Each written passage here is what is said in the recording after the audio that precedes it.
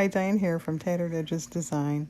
I thought I'd share with you how I coffee dye paper since I do it a little more simply than some people. And if you're just looking for a quick and easy way to do it, this might be for you. A few pointers: I would wear old clothes, which includes your shoes.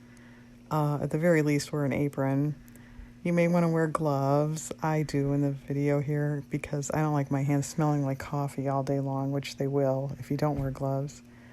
Do not do this around children or pets. Dogs, in case you don't know, can't take caffeine. It is toxic to them. What else? I recommend mixing this coffee, which you'll see here in a minute, in a stainless steel bowl is what I'm using. Plastic could be stained by it, unless you want to strictly use it for coffee dyeing. And I guess that's about it. Let's get started. Here is my hot tap water in a bowl, stainless steel bowl as I mentioned, and I'm just going to pour in the coffee and mix it up.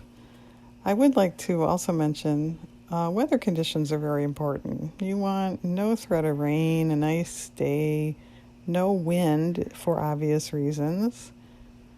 And so here we are, just mixing it up, and just let it sit for a minute or so it cools off a bit, and then you're ready to roll. So here's our coffee all mixed and a little cooled off there, so we're ready to dye the paper.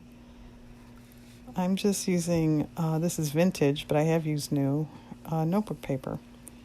I have had problems with printer paper disintegrating on me, so I don't know what brands to recommend or anything, but I have never had trouble with notebook paper. So you can see I'm just crunching it in, not too carefully. Once it's wet, be a little more careful with it. It can tear. But it's pretty durable. So see, I just keep one after another, just dunk it in. If you get any folds in it, unfold them before you lay them down. And I just lay them out in the grass to dry. Just keep it going with as much as you want. Now you can see my 7th grade home ec apron there in the bottom left corner. So here's all the paper just out in the grass drying. You get a little nausea cam here. My husband shot this. You can see I put a few leaves on some. I've never done that before. I just wanted to try it. I thought we could see how it turns out together if you're curious. I do not overlap papers. You can. It just takes longer to dry. They generally don't stick together, but I don't run the risk of that, and like I said, they dry faster if they're not touching. You may want to leave yourself a little foot space between if you have to walk in and change any for any reason, but just leave them there and let nature take its course.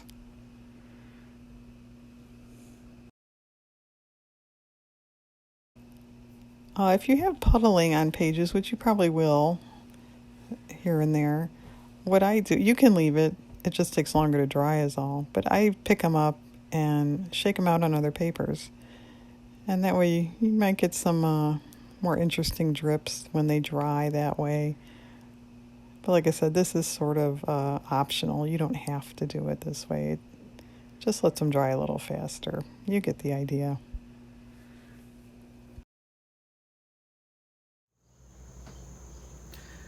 Okay, so we're all dry, back inside.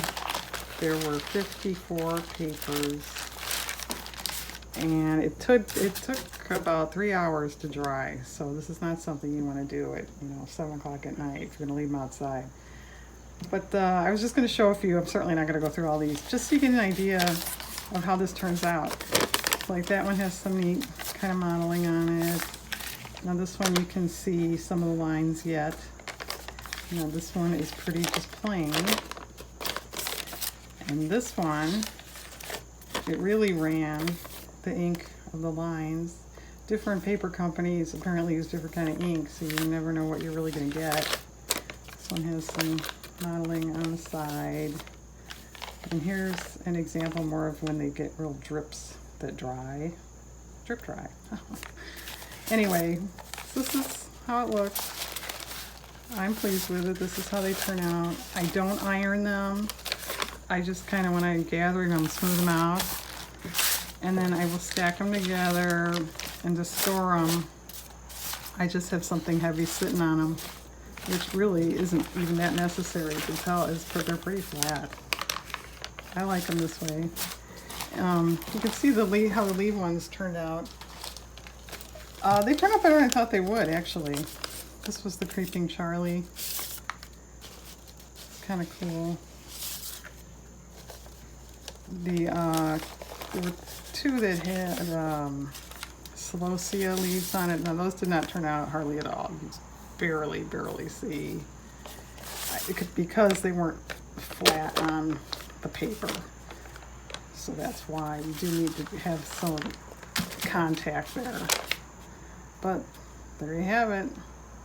Thanks very much for viewing. Have a good day.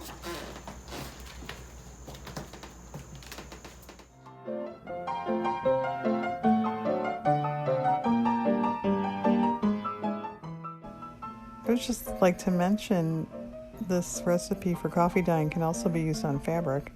I've used it on sheets to make it look antique, and like lace fabric I've used it on, and cross stitch too. I have antiqued a lot of cross stitch pieces with this recipe. It works very well.